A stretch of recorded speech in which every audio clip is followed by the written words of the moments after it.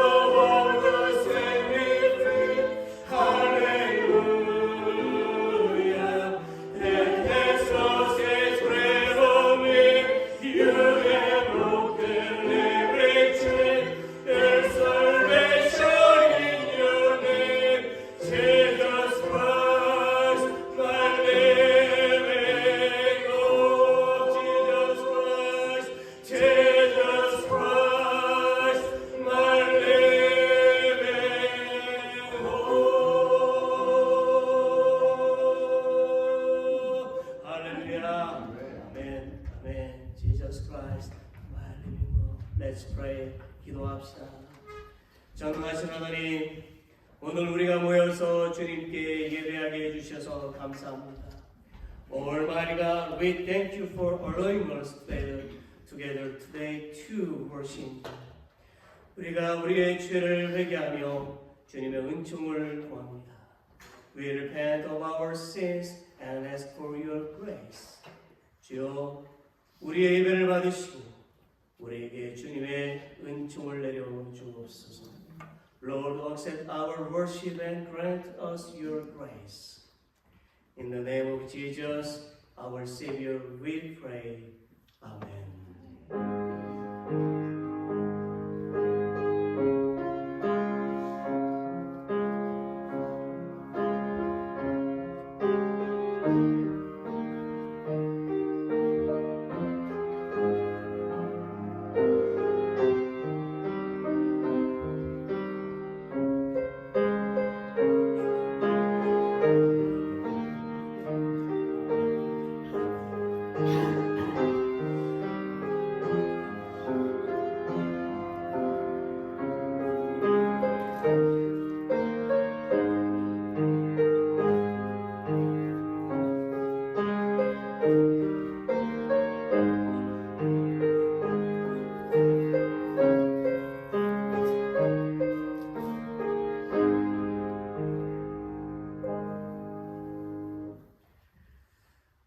인사드릴까요? 여러분들 주님으로 환영합니다. Welcome. Let's greet this side. 인사하시죠. 고맙습니다. 감사합니다. 잘 보내셨죠? 우리 교회 소식을 좀 볼게요. 넘버 1. 교회 창립 80주년 기념 예배 이제 이쪽으로 나가는데 우리가 계속 광고를 드리는 이유로 기도하면서 준비를 해야 됩니다. 기도가 중요합니다. 이 기념 예배가 하나님의 계획까지 말해서 잘 준비되고 마쳐질 수 있도록 같이 기도합시다. 넘버 2, 신규식 하우스 공사 아직 시작은 되지 않았습니다. 근데 우리가 공사 시작하기로 했기 때문에 우리가 계속해서 공사가 안전하게 진행되고 마무리될 때까지 우리가 계속해서 기도하도록 합니다.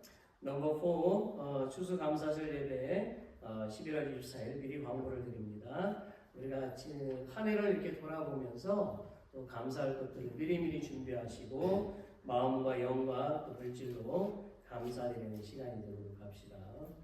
넘버 4, 계속해서 우리가 기도하는 점은 특별히 있는데요. 첫째로는 우리 교회 아프신 분들 많이 계십니다. 같이 계속해서 기도하고요. 두 번째로는 우리가 허리케인으로 인해서 피해를 입은 플로리다와 여러 주의 주민들과 복구를 위해서도 우리가 기도하고 우리가 지난주에 또 우리가 지원하는 또 귀한 물질을 보내도록 우리가 결정을 했습니다. 이 물질이 하나님께서 기뻐 받으시고 잘 사용되실 수 있도록 기도합시다. 세 번째는 우리 패스터 토니 목사님 아버지께서 지금 아프신 일이 있죠. 우리가 회복을 위해서 같이 함께 계속 기도하도록 하겠습니다. 그 외에 혹시 다른 광고 있으신가요? Anybody announce for stay now? 좋습니까? 좋습니다. 우리 다 같이 일어나시겠습니다. Let's all stand. 일어나서 찬송가 25장 부르시겠습니다.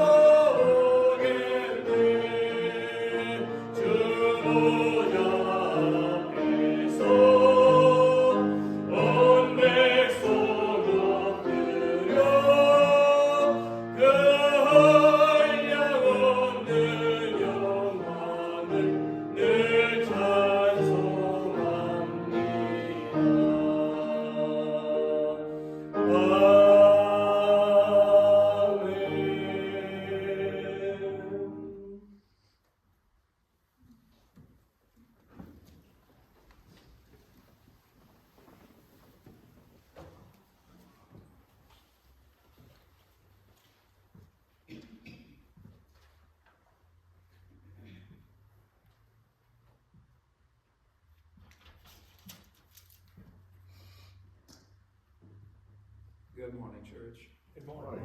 It's really so wonderful to see you all here. I pray that we've all got Jesus in our hearts and that He's bringing us closer to Him all the days. Amen. We all have so much sorrow in our lives these days, you know, that it seems like it's just never ending. We don't know how we're going to get through it. But anyway, let us pray. Dear precious Lord, thank you so much for the wonderful love that we have in this church. Thank you for the pastors that bring your words to us and hope that we can understand and live with your message. Oh Lord, things in the world are kind of messed up today, and we don't know how things are going to turn out. Either they will be praised and it'll be good, or we'll get what we deserve. But anyway, in all things, thy will be done. In Jesus' precious name I pray. Amen.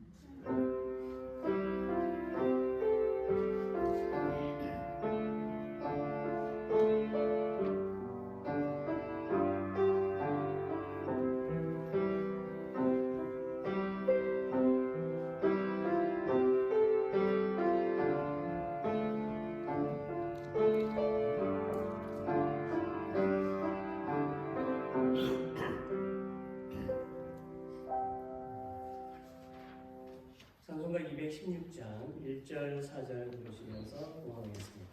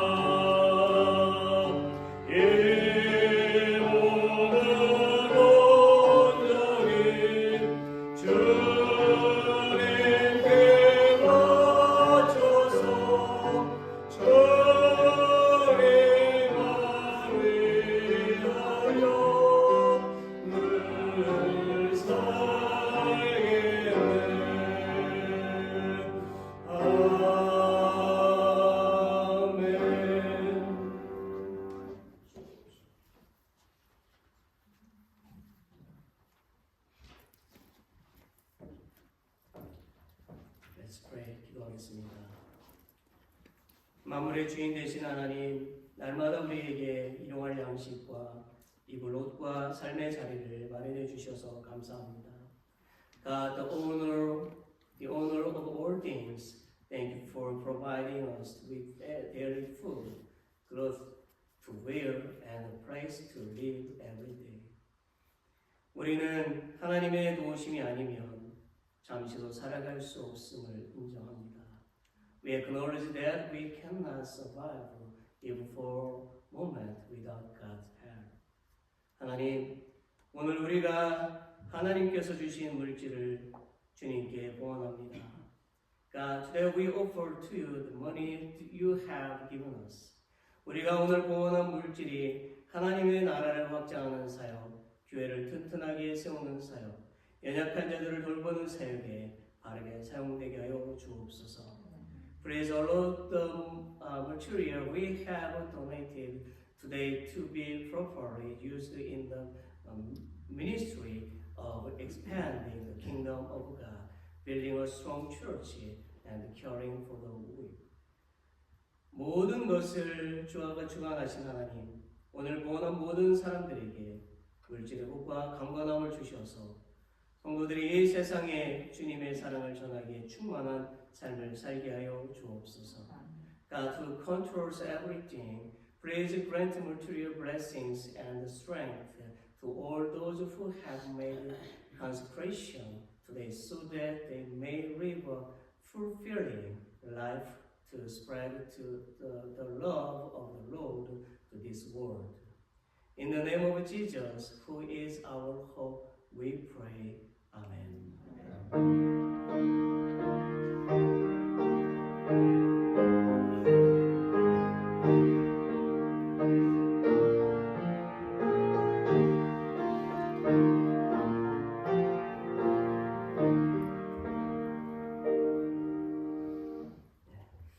패스터 토니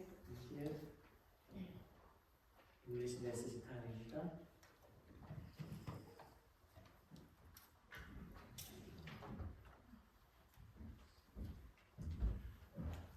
It's such an honor to get to be here with you multiple weeks like this. I have been excited to get back all week. I kept thinking, Lord, is Sunday ever going to get here? I couldn't wait. When I first was asked to do this, I had been working on a few sermons, and I thought, okay, God, this is probably what you want me to preach.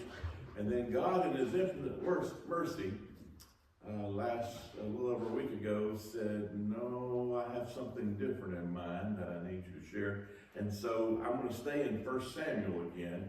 And so we'll be mostly in 1 Samuel chapter 2. But just to give a touch of recap, in case anyone doesn't know, the way that chapter 1 kind of goes is a lady by the name of Hannah had been praying for kids, and God had not opened her to be prepared to have a child yet until she offered to God that she would give the child to God. And once the child was weaned, Samuel, she took him and gave him to God and let him serve in God's kingdom as a preschooler. I mean, probably somewhere between the ages of 3 and 5. And most of us who've been around preschoolers, you don't think of them serving God and living basically in the temple, but that's what Samuel did. God was preparing an amazing thing in Samuel, and it started because of his mom and how she prayed. I will tell y'all that I'm probably not the only one, but I am the product of parents, especially a mama, who prayed often for me, who prays often for me. And moms, you have such a vital role in your children's life and how you pray. So thank you so much for lifting your children up to God. God doesn't want us all in the ministry, but for those that He plans in the ministry, it takes a praying mom to get you through. There are days that it can be a little tougher. And so in chapter 2, we're going to talk a little bit about some of those tougher days that come about. And they come about because of some disobedient children. Anyone's child ever disobeyed you? Yeah. If they're a child, they've disobeyed. It's kind of how that works. We're going to move over in chapter 2. We're going to pick up with verse 12. And so 1 Samuel 2, begin with verse 12. And the passage is a little bit lengthy, and I'll try to go through it quickly. But when the title says Eli's family is judged, you know that's not a good thing. Eli being the chief priest, but his own family is in such disobedience. But the real problem comes in is that not only their disobedience, but his unwillingness to discipline his children causes ramifications throughout the entire country.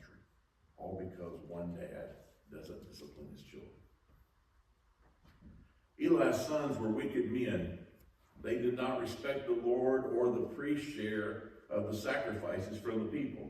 When anyone offered a sacrifice, the priest's servants would come and with a 3-pronged meat hook while the meat was boiling and plunge it into the container, kettle or cauldron or cooking pot. And the priest would claim for themselves whatever the meat brought up. This is the way they treated all the Israelites who came there to Shiloh. Even before the fat was burned, the priest's servants would come and say, the one who was sacrificing, give the priest some meat to roast because he won't accept your boiled meat from you. He only wants it raw. If that person said to him, the fat must be burned off first, then you can take whatever you want for yourself. The servant would reply, no, I insist that you hand over to me right now. And if you don't, I will take it by force.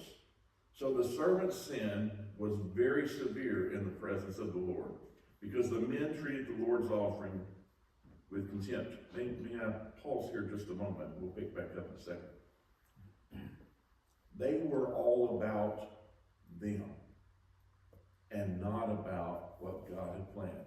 It is sometimes difficult for us to think about sacrificed meat because we don't see the world in that way, because Jesus being the ultimate sacrifice, there's no more need for that. But it would almost be like, as the offering was getting brought in the church, imagine someone walking up and grabbing the money and saying, this part is mine, everything that gets in my hand, because God says I get what I want. It would be just an awful way for your heart to be. And your heart would be in such turmoil. Pick up with me, if you will, in verse 18. Samuel served in the Lord's presence. The mere boy was dressed in the linen ephod. Each year his mother made him a little robe and took it to him when she went with her husband to offer the annual sacrifice. Eli would bless Elkanah and his wife Hannah. May the Lord give you children by this woman in place of the one that she gave to the Lord. And then they would go home. The Lord paid attention to Hannah's need, and she conceived and gave birth to 3 more sons and 2 daughters. Meanwhile, the boy Samuel grew in the presence of the Lord. Now Eli was very old.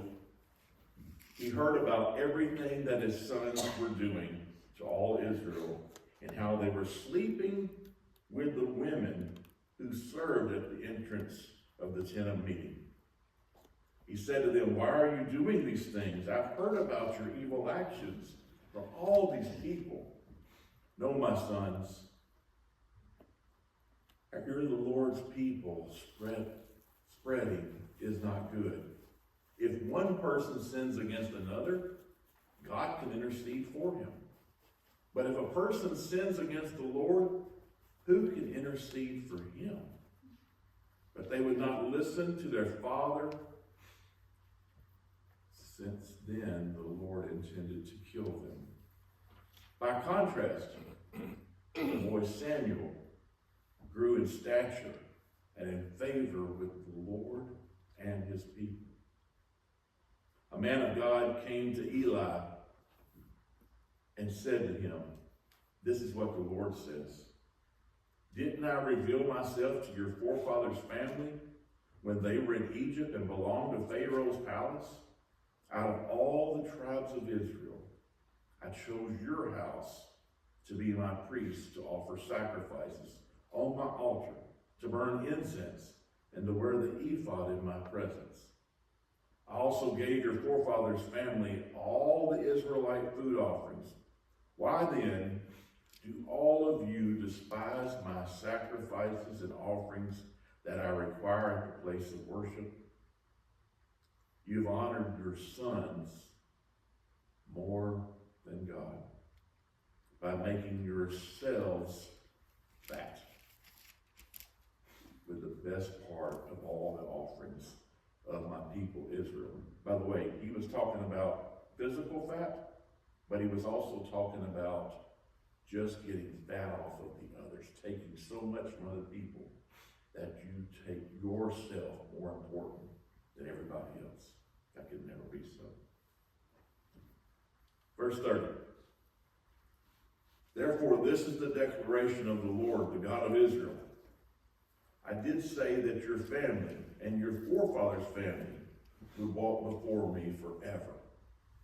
But now, this is the Lord's declaration. No longer.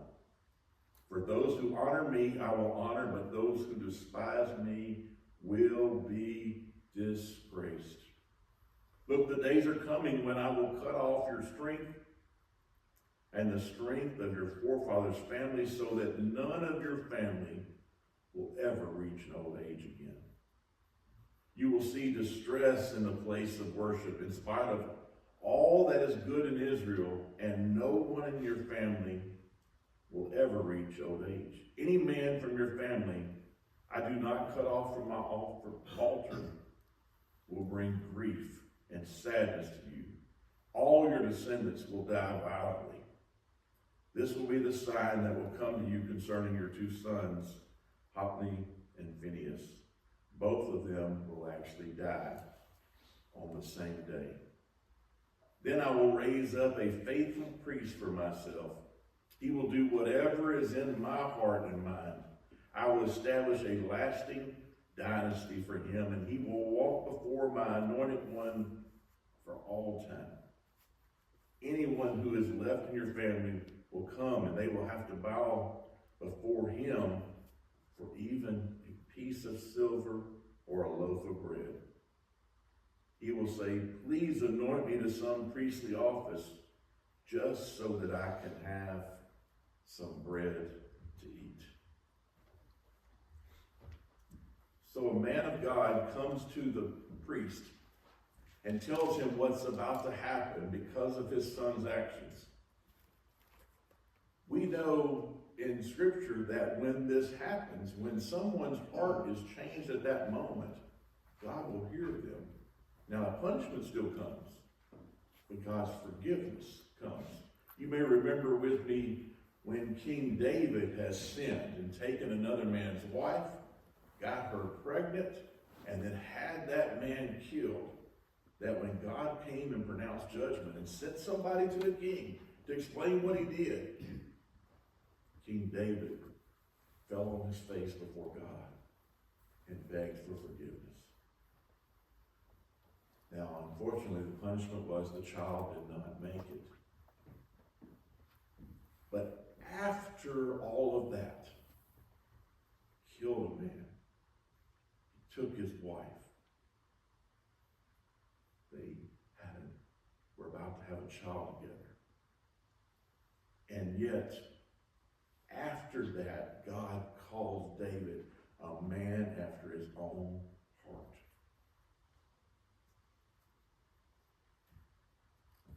Eli was given a chance here to have done the right thing one more time, I believe. And he hears all the bad things that are about to happen, and he feels terrible about it. And you know what he does to his sons? Nothing. He just tells them what they're doing wrong and doesn't take anything away from them. He lets them keep doing it. Our daughter, we only have one child. And when she was probably 7 or 8, we had just felt like we were spanking her more than we wanted to spank her. We thought we were doing it a little bit too much. And so we were trying to back off and find other ways to punish her because we wanted her to learn what she was doing was wrong. But she had grown accustomed to knowing that the discipline meant that we loved her. Now, no child will say, ooh, please, let me be spanked. Let me get sent to the corner. Take away my toys. No kids like punishment.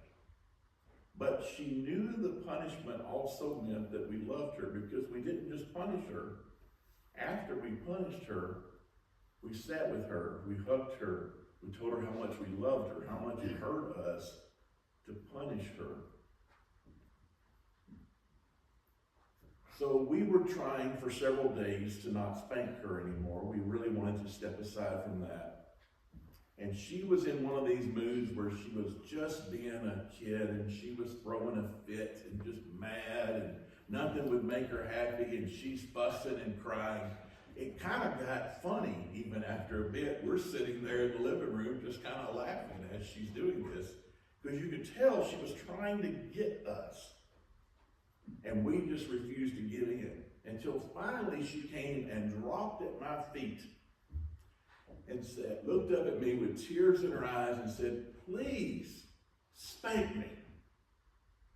I never thought I'd hear a kid ask to be spanked.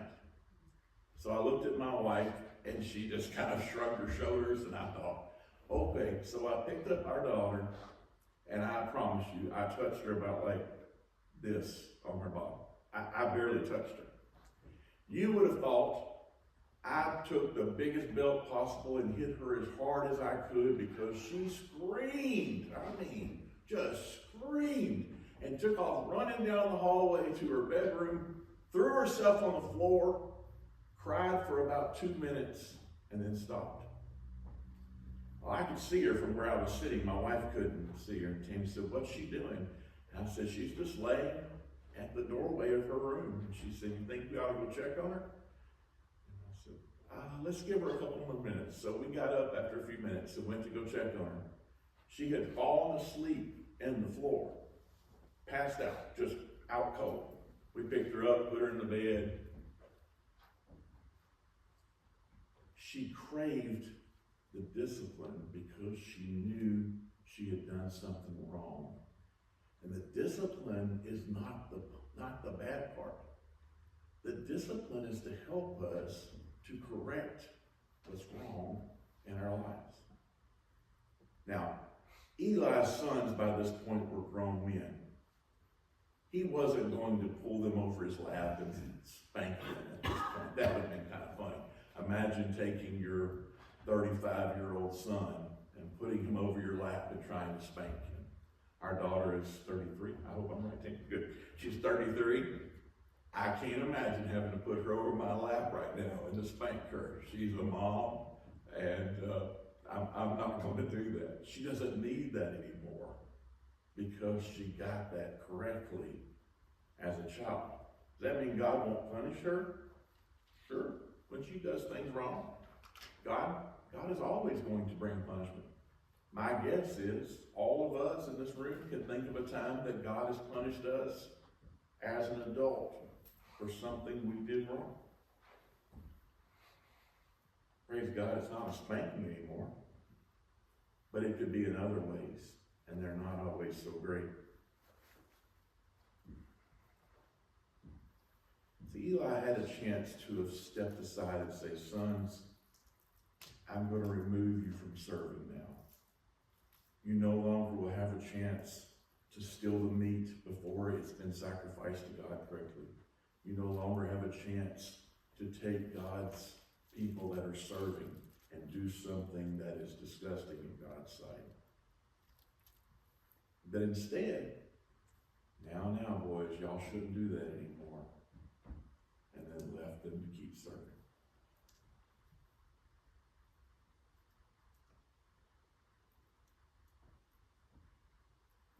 You may hear at times of preachers who have had a moral failure.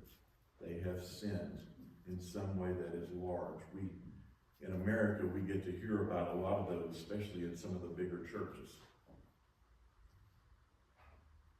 When done properly, God can still use those men, but not until the time of discipline has ended first. Unfortunately, a lot of these folks say, yep, I'm sorry, please forgive me, and let me get right back to what I want to do. See, discipline also comes oftentimes with the removal of the place that God has you. That doesn't just happen for people in ministry.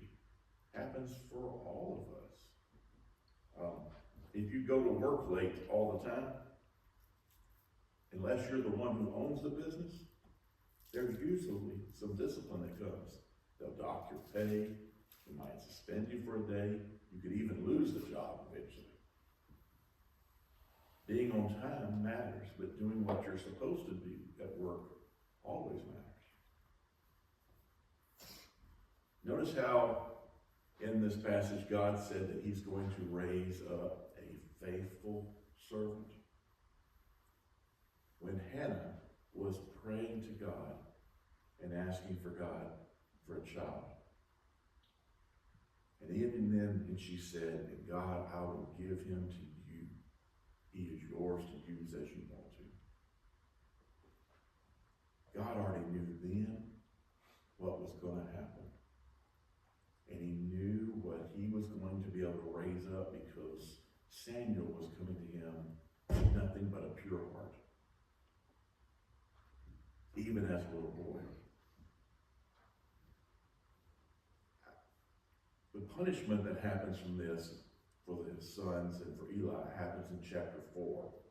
I'm not going to read the passage, but I'm going to quickly summarize to you what happens in chapter 4. They go to war with the Philistines, and the Philistines whoop their tail. And so God's people decide, you know what? If we had the Ark of the Covenant with us, that wouldn't happen. But if you read in chapter 4, what they didn't do, they didn't ask God were they supposed to take the Ark of the Covenant. They just said, we're taking the Ark of the Covenant. There are times in my life that I felt like this is the right thing to do, and so this is what I'm going to do. But I didn't ask God first. And not including God in your plans as the plan will always get you in trouble, even if you're doing what you think is the right thing. So they take the Ark of the Covenant with them, and boy, everybody's excited to go fight now because we got the Ark of the Covenant. God's going to fight for us. Except none of them asked God his will. So not only were they whooped again, but the Ark of the Covenant was taken, captured, home with the Philistines. Eli's sons had gone with the Ark of the Covenant because they are serving in priestly duty. Both of them are killed. God said it would happen. Both of them would die on the same day. The message comes back to Israel. What's happened? That the Ark of the Covenant's been stolen. His sons are dead. Eli had gotten really fat off of being really lazy and allowing his sons to steal the meat because guess what? He was eating it all. He had gotten really large. He was sitting on a stool. He was 90 years old. He was blind. Time was coming to an end. And he was so shocked when he heard that the Ark of the Covenant had been taken prisoner and his sons were dead, that he fell off the back of the stool. And because of his large size, the way he fell, he broke his neck and died on the spot. Both his sons were taken. The Ark of the Covenant was taken. Eli was taken. One of those sons, his wife, was pregnant and pretty close to giving birth. And so when she heard the news, she went into childbirth. As she went into childbirth, she does not live through childbirth. The baby was born, and literally she gives the baby the name of Ichabod, which loosely translated means that the glory of the Lord has left his people. I can't imagine him to walk around with a name that means God's glory left his people. That would seem like an awful name for a kid to have. But they knew at that moment that they had all disobeyed God.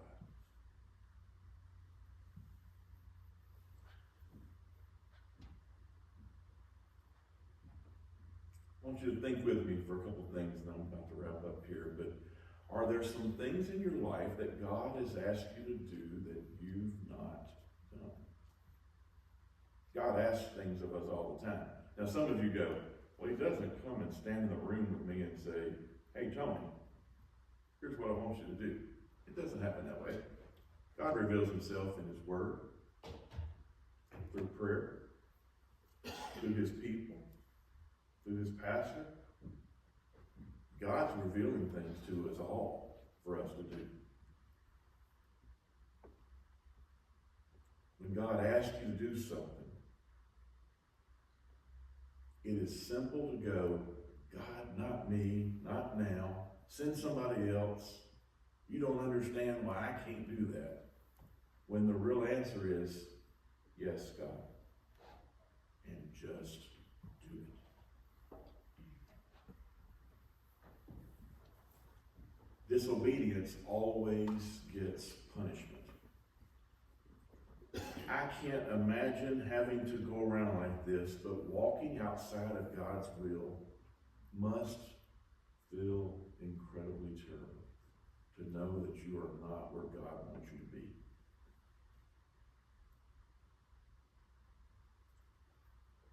But on top of it, if you will not obey him, God will find somebody else. God will still do what he's going to do.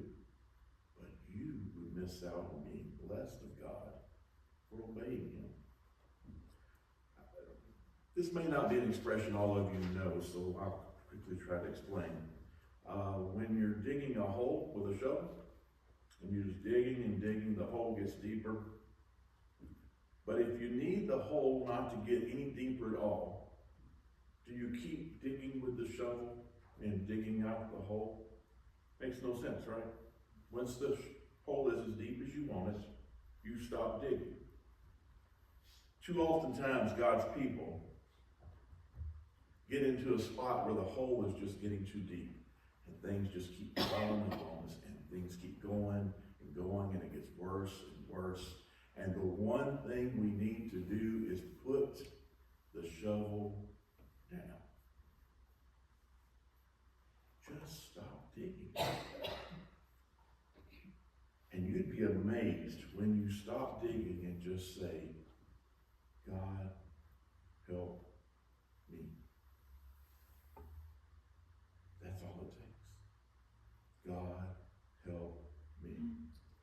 Tomorrow I would love for God to give me several $1 million. That would feel really good in my life. Anybody else okay with getting lots of money? Yeah.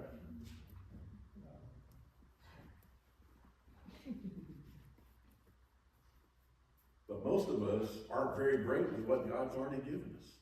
And lots of us don't obey God with what he's already blessed us with. God has placed us here for such a time as this. Are we going to obey him and do what he tells us to do now? Or are we going to miss the blessing, get the punishment, and end up with God having to use someone else because we didn't obey him? Let's pray. Jesus, you are so good. And you are always right on time. There are days it feels like that we can't get an answer fast enough, but you know exactly what we need and when we need it. And God, I pray that you would deliver your needs. Pastor is coming to share an important word with us, God, and I pray that you speak mightily through him. We praise you because your word is always wonderful. And thank you for speaking to us in your word. In Jesus' name, amen. Amen.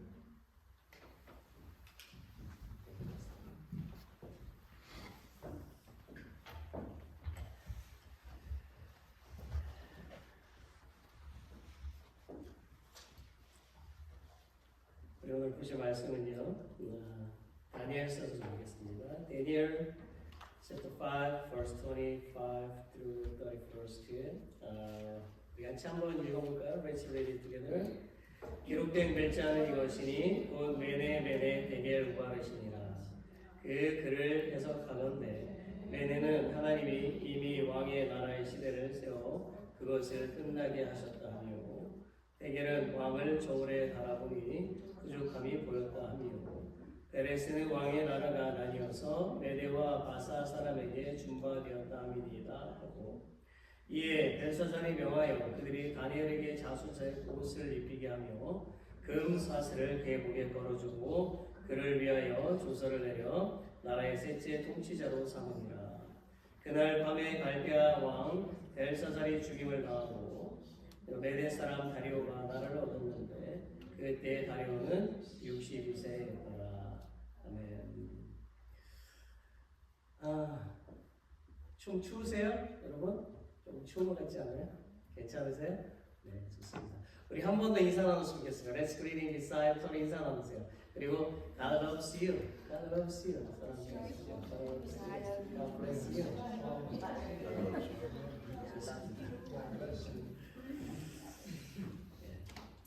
오늘 저는 하나님의 저울이라는 제목으로 좀 말씀을 나누려고 합니다.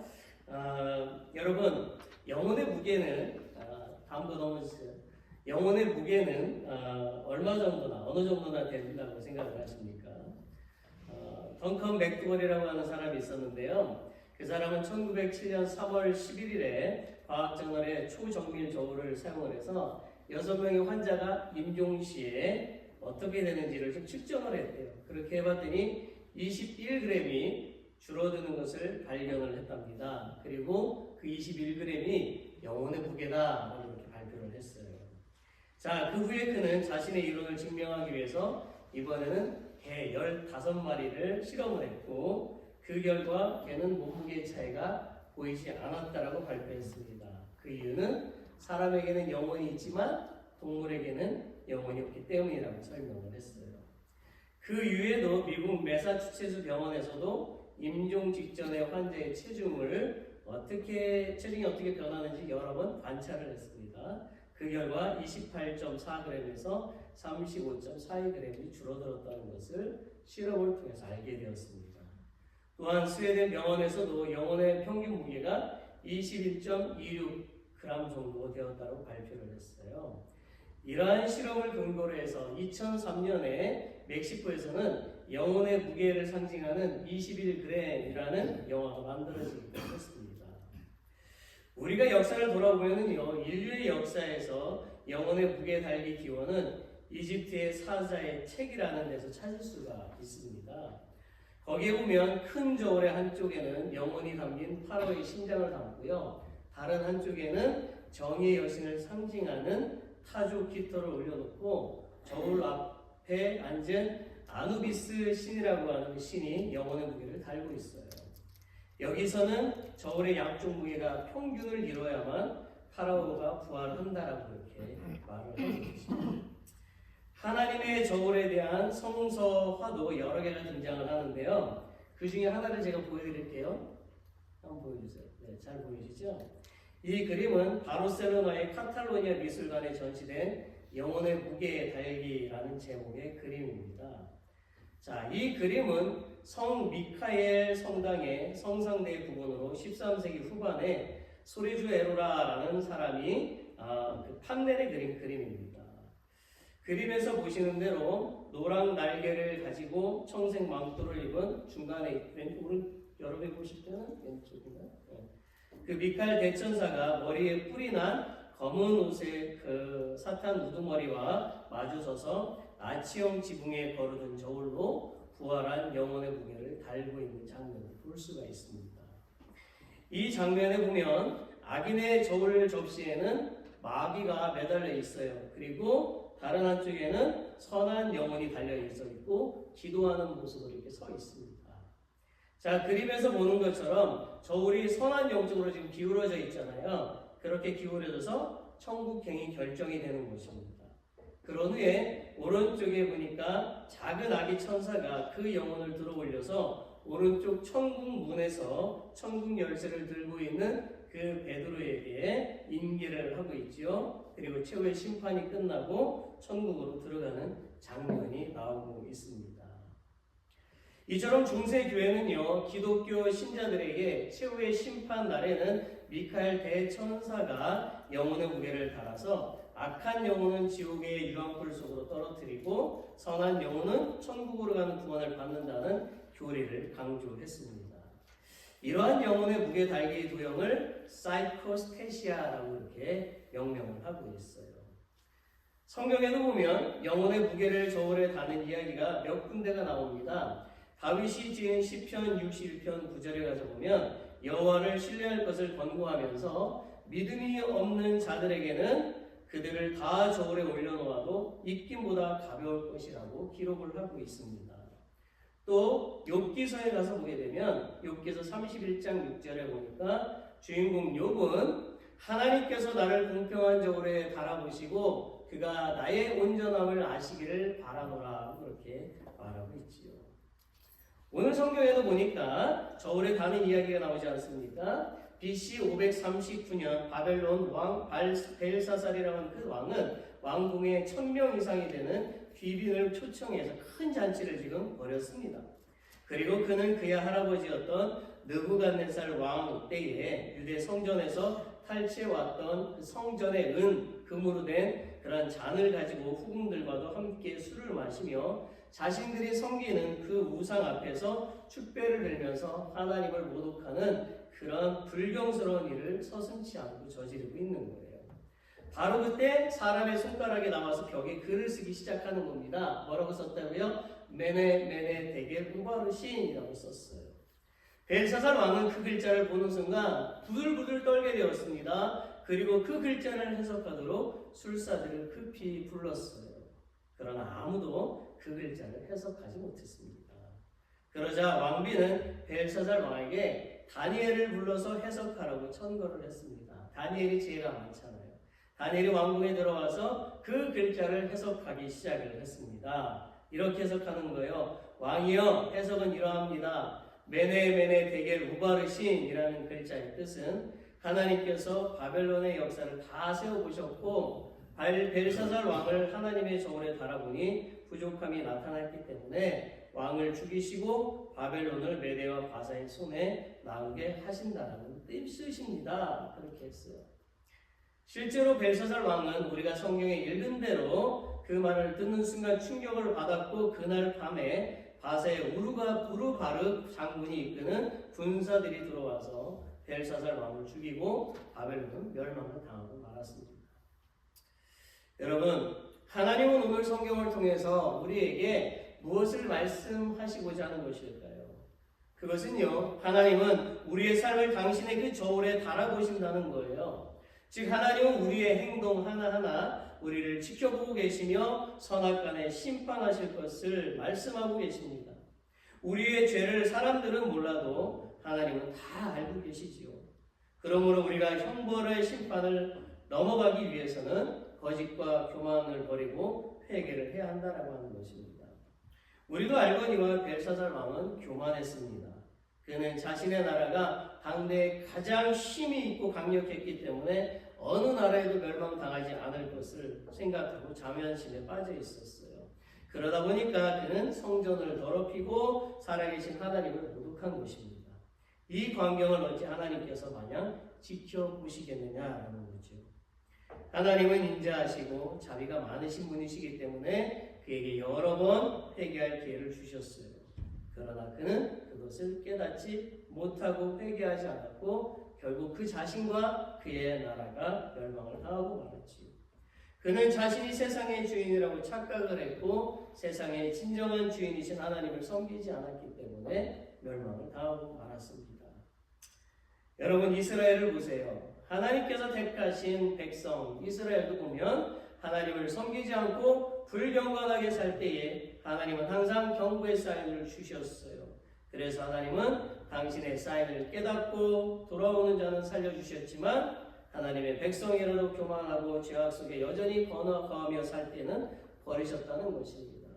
오늘 패스터 토니 목사님께서 말씀하신 내용 안에도 보면 홈리와 비나스가 죽은 이유가 결국 하나님을 모독하는 행동을 했기 때문에 그렇게 된 거예요. 제사장이라 할지라도 하나님은 상관없이 하나님을 모독하며 그렇게 하시는 거죠. 하물며 이 불경건한 이런 지금 벨사살은 어떻겠습니까? 너무나 슬픈 일이지만 우리는 이스라엘의 훌륭한 초대왕 사울도 자신의 교만을 의지하고 자신의 죄악을 회개하지 않았고 하나님을 바르게 섬기지 않음으로 버림받았던 것을 잘 알고 있습니다. 사울 왕은 무엇이 그의 인생에서 가장 중요한지를 알지 못했던 것이지요. 여러분, 우리의 인생에서 가장 중요한 것이 무엇일까요? 우리의 인생에서 가장 중요한 것이 무엇이라고 생각을 하십니까? 그것은 하나님이 우주 만물의 주인이심을 알고 오직 예수 그리스도를 구원자로 믿고 성령 안에서 하나님만을 신뢰해야만 하는 것입니다. 하나님은 당신이 세상의 주인이심을 깨닫게 하시려고 이스라엘을 출애굽시킨 후에 바로 가나안에 들어가게 하지 않으시고 40년 동안 고단의 시간들로 훈련을 시키셨던 것입니다. 이스라엘 백성들은 출애굽할 때에 빈손으로 나오지 않았어요. 그들 손에는 많은 물건들이 있었습니다. 물건들을 가지고 나왔어요. 그들이 스스로 먹고 살기도 충분한 것들을 가지고 나왔어요. 그렇지만 하나님은 그것을 사용하지 않고 친히 당신의 손으로 이스라엘 백성들을 먹이시고 입히시고 살게 하셨지요. 하나님이 그렇게 하신 이유는 그분이 인생의 주인이라는 것을 알게 하시기 위해서였던 것입니다. 또한 하나님은 40년 동안 잘 훈련된 이스라엘 백성들을 거느리고 요단강을 건너 가나안을 정복해 나가셨죠. 그런데 놀라운 사실은 첫 정복지가 여리고성이었단 말이죠. 훌륭한 장군들이 필요하고 훌륭한 튼튼한 무기들이 필요하고 대단히 그 가운데 지략을 가지고 나가서 싸워야만 승리할 수 있는, 무너뜨릴 수 있는 성이었지요. 그러나 하나님은 그 방법으로 사용하지 않으셨고 침묵으로 사용하셨어요. 왜 하나님은 이와 같은 엉뚱한, 말도 안 되는 황당한 병법을 사용하셨습니까? 그것은요, 전쟁은 하나님의 손에 달려 있으며 하나님이 세상의 주인이니 하나님만을 의지하면서 살아야 반드시 승리하게 된다는 것을 알게 하시기 위해서였습니다. 그래서 하나님은 이스라엘이 북왕국과 남왕국으로 나뉘어져 있을 때에도 우상을 숭배하고 하나님을 모독하고 하나님을 섬기지 않았던 왕들은 다 멸망시키고 나라도 멸망시키신 것입니다. 여러분, 우리는 오늘날 온 세상에 일어나고 있는 사건들과 자연재해를 영적으로 바라보는 시각을 가져야 합니다. 캘리포니아에는 1년 내내 산불이 계속되어지고 있습니다. 도저히 끌 수가 없어요. 때때로 지진도 일어납니다. 이것이 우연일까요? 잘 들으십시오. 캘리포니아는 성적으로 문란한 도시입니다. 그곳은 어디서나 밴딩머신을 통해서 누구든지 마약을 쉽게 살 수가 있는 곳입니다. 총기 사고도 빈번하게 일어나죠. 그리고 플로리다에는 매년 다수의 허리케인이 오지요. 이것도 우리는 영적으로 볼 필요가 있어요. 플로리다도 정말 성적으로 음란한 곳입니다. 매년 수많은 허리케인 때문에 플로리다와 몇몇 주에서는 많은 사람들이 엄청난 재난을 당하고 슬픔에 빠집니다. 허리케인으로 가족을 잃고 친구를 잃고 전 재산을 다 잃어버려요. 정말 우리가 상상할 수 없는 엄청난 일들, 엄청난 비극입니다. 저는 매년 이런 소식을 들을 때마다 마음이 정말 아파요. 그런데요, 제 마음을 더 아프게 하는 것은 그 수많은 사람들이 모든 인생을 심판하시는 하나님이 계시다는 것을 깨닫지 못하고 있다는 것입니다. 여러분, 잘 들으십시오. 온 세상에 일어나고 있는 사건과 자연재해들은 하나님께서 인류에게 회개하라고 경고하시는 메시지인 것입니다. 무엇을 회개하는 것입니까? 그것은 새로운 바벨탑을 만들지 말라는 겁니다. 교만을 버리고 음란을 버리고 우상을 버리라는 것입니다. 정말 중요한 사실은 예수님이 구원자이심을 믿으라는 거예요. 죽어있는 것을 섬기지 말고 살아계시고 진짜 온 우주의 주인이신 하나님만을 경외하라는 것입니다. 마태복음 10장 28절부터 33절의 말씀을 같이 읽어보기를 원합니다. Let's read it together now, verses. 몸은 죽여도 영혼은 능히 죽이지 못하는 자들을 두려워하지 말고 오직 몸과 영혼을 능히 지옥에 멸하실 수 있는 이를 두려워하라. 참새 2마리가 한 아사리온에 팔리지 않느냐. 그러나 너희 아버지께서 허락하지 아니하시면 그 하나도 땅에 떨어지지 아니하리라. 너희에게는 머리털까지 다 세신 바 되었나니 두려워하지 말라. 너희는 많은 참새보다 귀하니라. 누구든지 사람 앞에서 나를 시인하면 나도 하늘에 계신 내 아버지 앞에서 그를 시인할 것이요. 누구든지 사람 앞에서 나를 부인하면 나도 하늘에 계신 내 아버지 앞에서 그를 부인하리라. 사랑하는 성도 여러분, 하나님은요, 여러분을, 우리를 매우 귀한 존재로 지금 생각하신다는 거예요. 그러니까 우리도 귀한 존재답게 살아가야 된다는 것이죠. 하나님은 우리에게 관심이 많으신 분이에요. 머리털까지 다 세신 바 되었대요. 그러니 우리는 항상 하나님을 경외하면서 살아가야만 하는 것입니다. 우리는 항상 우리의 삶 속에서 하나님은 우리의 아버지가 되시고 우리는 하나님의 자녀라는 것을 인정하면서 믿으면서 살아가야만 하는 것입니다. 여러분, 마을버스 기사가 동네 할머니들을 이렇게 태우고 이제 시골길을 운전하고 가는데 뒤에서 할머니들이 소곤소곤 이야기를 나누다가 한 할머니가 운전석에는 툭툭 치더래요. 그러면서 그래서 운전수는 네 할머니 그렇게 대답을 했어요. 그러자 할머니는 운전수에게 아몬드 한 주먹을 이렇게 딱 주는 거예요. 운전수가 너무 감사해요 할머니 맛있게 먹을게요 하고 잘 먹으면서 운전을 했어요. 그런데 그 할머니가 또 운전기사의 등을 뚝뚝 치면서 아몬드를 또 한 주먹 이렇게 주는 거예요. 운전기사는 또 감사합니다 하면서 또 아몬드를 먹으면서 운전을 했어요. 한참 후에 다시 할머니가 운전기사에게 아몬드를 주는 거예요. 그래서 운전기사가 이상해서 물어봤어요. 할머니 너무 감사한데요. 왜 자꾸 아몬드를 주시는 거죠? 우리는 이가 약해서 씹을 수가 없어. 그런데 할머니 왜 아몬드를 자꾸 사셨어요? 왜냐하면 우리는 아몬드에 있는 초콜릿이 너무 맛있어서 초콜릿만 팔아먹고 아몬드는 당신한테 주는 거야. 헐 이렇게 얘기했죠. 여러분 혹시 여러분도 영적인 깨달음이 부족해서 복음이라는 알맹이는 먹지 않고 아몬드 겉에 발라져 있는 그 달콤한 초콜릿을 세상의 그 달콤한 것들만 먹고 살지 않습니까? 여러분 저는 약 8년 전에 금요일 밤에 저의 그 둘째 딸과 셋째 딸이 다투는 것을 보고 참지 못해서 매를 댄 적이 있어요. 그래서 손바닥을 딱 때렸죠. 그렇게 해서는 안 되는데 어쩔 수가 없었어요. 왜냐하면 둘째가 저와 제 아내가 쓰던 전화기를 가지고 있었는데요. 이제 몰드한 거예요. 그 전화기는 인터넷이 있는 곳에서 메시지를 보내거나 전화를 할 수가 있었어요. 그런데 그 전화기를 둘째가 혼자서 2대를 다 가지고 있었단 말이에요. 이것을 본 셋째가 하나는 가져도 되겠다, 하나는 내 거야 그렇게 이제 하고서 얘기를 하는 거예요. 그러니까 둘째는 안 돼, 이거 2 가지를 할 거야 그렇게 얘기를 하는 거예요. 그러자 셋째가 둘째 뭘 한 대 탁 친 겁니다. 이렇게 탁 쳤어요. 그러자 둘째가 셋째한테 자기 목을 친 것을 화가 나서 잘못하면 죽을 수도 있어 그렇게 울먹이면서 말을 했어요. 저는 그 말을 듣는 순간 그만 화가 난 거예요.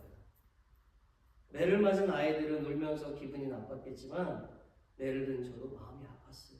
저도 울고 싶었죠. 그 이유는 도대체 전화기가 뭐라고 그걸 가지고 미워하고 싸웠기 때문에. 그래서 제가 두 아이에게 말을 했어요. 얘들아 전화기가 뭔데 서로의 마음을 아프게 하고 가족의 마음을 아프게 하니.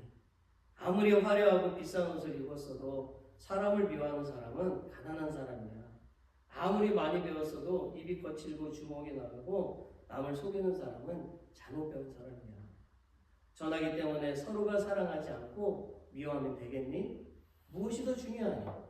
전화기는 고장나면 바로 다시 사면 되지만 상처를 받으면 사랑이 깨지고 회복하는데 시간이 오래 걸려.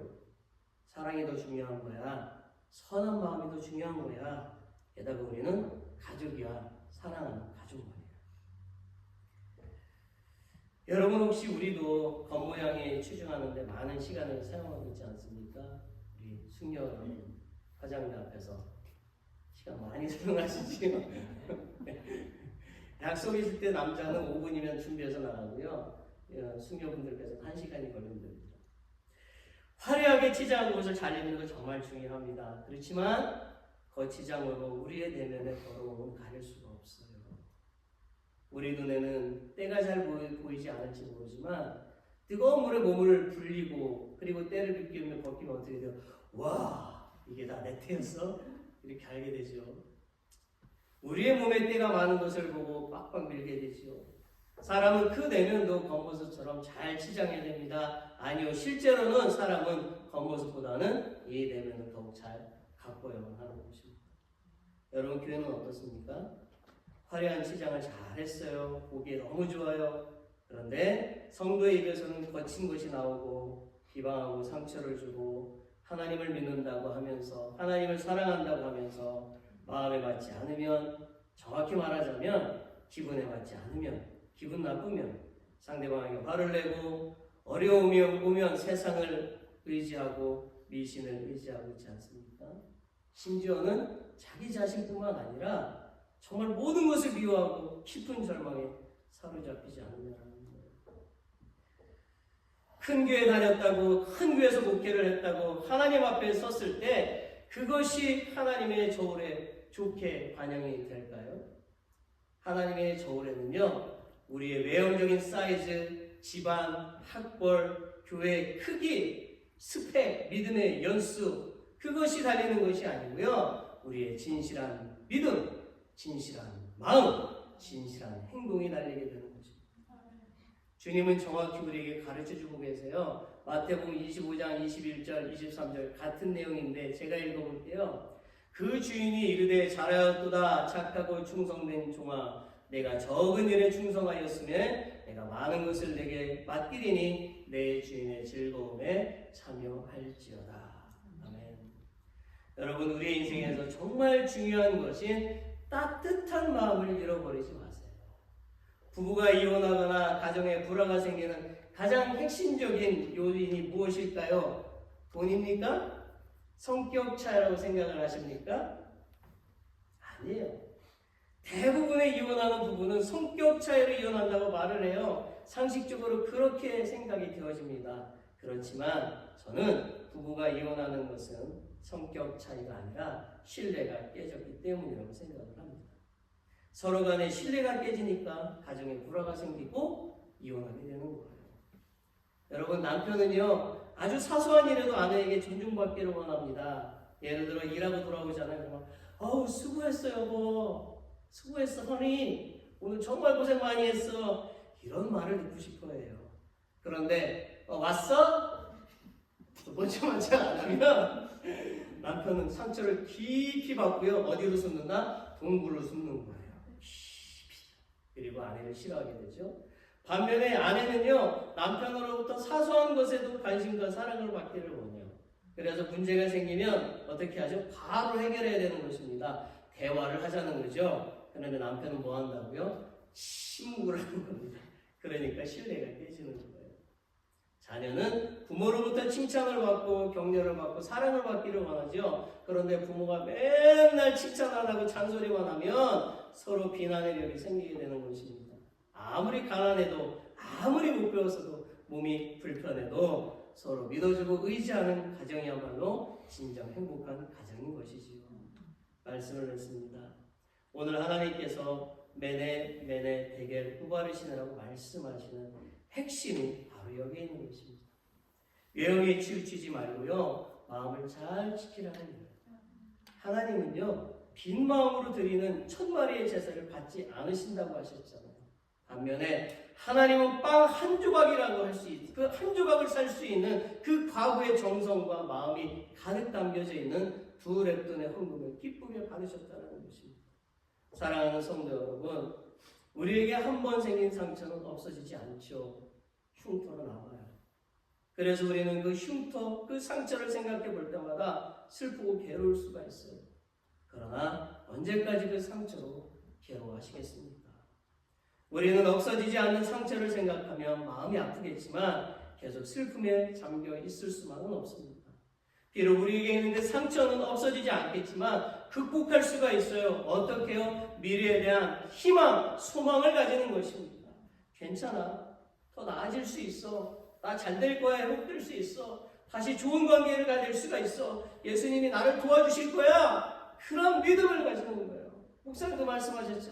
God help me, help me. 고린도서 1장 14절에 이런 말씀이 있어요. 우리의 모든 환난 중에서 우리를 위로하사 우리로 하여금 하나님께 받는 위로로서 모든 환난 중에 있는 자들을 능히 위로하게 하시는 이시다.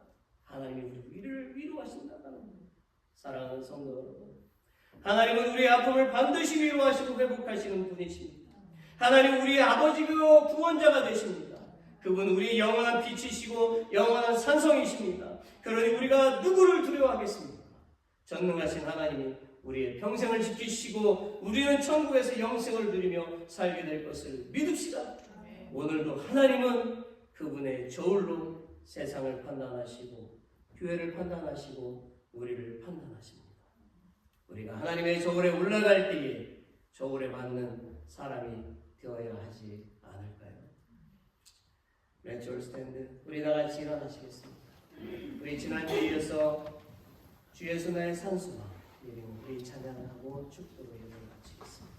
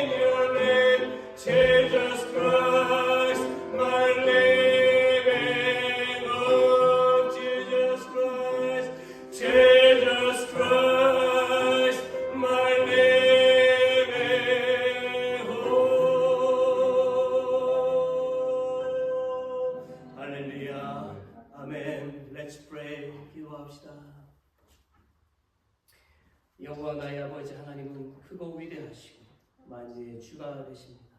우리 가운데 역사하시고 주의 소망 가운데 함께 하시며 우리를 온전히 이끌어 주시는 하나님이심을 고백하며 믿습니다. 성령 하나님, 우리가 오늘의 말씀을 통하여 우리의 삶이 변화되어지고 우리의 인생의 좋은 열매들이 맺어지도록 도와주시옵소서. Holy Spirit, please help us change our lives and bear good fruits in our lives through today's sermon. 그리고 우리가 하나님이 우리와 함께하고 계심을 믿고 계속 믿음의 정진을 하도록 도와주시옵소서. And please help us believe that God is with us and continue to press forward in faith. 혹시 우리가 우리의 인생 가운데 고난을 만나서 어려운 상황에 놓일 때에도 좌절하지 않도록 주님의 의로운 손으로 우리를 꼭 붙잡아 주옵소서. Please hold on to us with your righteous hand so that we do not become discouraged when we encounter hardships and find ourselves in difficult situations.